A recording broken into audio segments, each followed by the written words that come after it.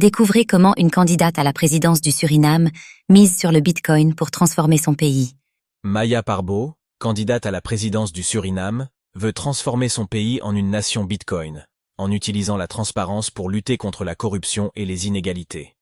Elle propose un système financier décentralisé, inspirant d'autres nations à suivre cet exemple.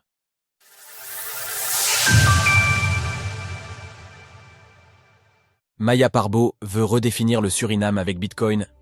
Maya Parbo, candidate à la présidence du Suriname, nourrit une vision ambitieuse. Faire de son pays une nation Bitcoin encore plus intégrée dans la crypto-monnaie que ne l'est le Salvador de Nayib Bukele.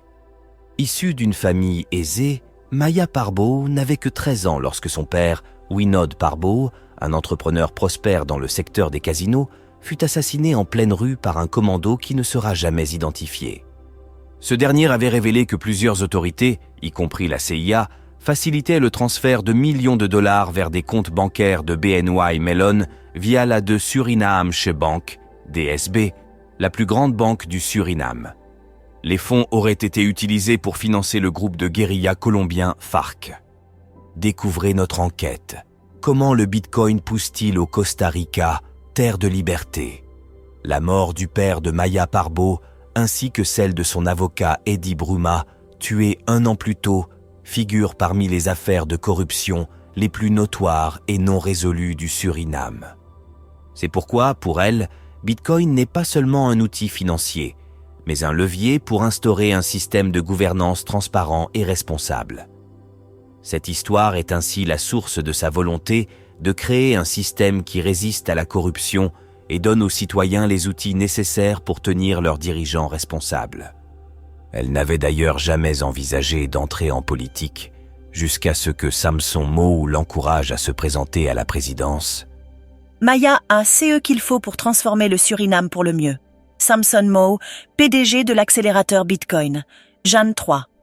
Selon Maya Parbo, la Banque centrale du Suriname et les banques commerciales utilisaient une simple feuille Excel pour fixer le taux de change, tandis que l'absence de marché de capitaux freine la croissance économique du pays. Elle a vu là une opportunité de créer une infrastructure financière à partir de zéro, en évitant les erreurs du système fiduciaire traditionnel. Une vision pour une économie plus juste et décentralisée. Le Suriname, laboratoire de la révolution Bitcoin. L'un des objectifs majeurs de Maya pour sa campagne présidentielle est de combattre les inégalités économiques au Suriname. Elle propose d'utiliser les ressources naturelles du pays, telles que le pétrole et l'or, pour créer un fonds souverain transparent financé par Bitcoin au bénéfice de tous.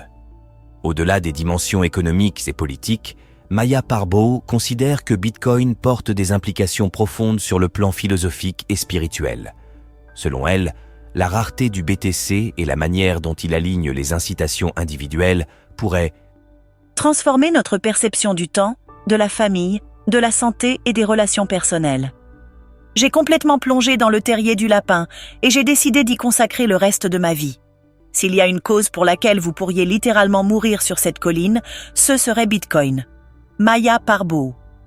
En tirant parti de la transparence et de la décentralisation de Bitcoin, Maya Parbo ambitionne de mettre en place un système autonome au service du peuple surinamais, libéré de l'influence des institutions financières étrangères et des intérêts extérieurs. Elle considère le Suriname comme une opportunité unique de démontrer le pouvoir de Bitcoin pour transformer un pays. En partageant cette expérience, elle espère inspirer d'autres nations, notamment en Amérique latine et en Afrique, à adopter Bitcoin pour réformer leurs systèmes économiques et politiques. Retrouvez toutes les actualités crypto sur le site cryptost.fr.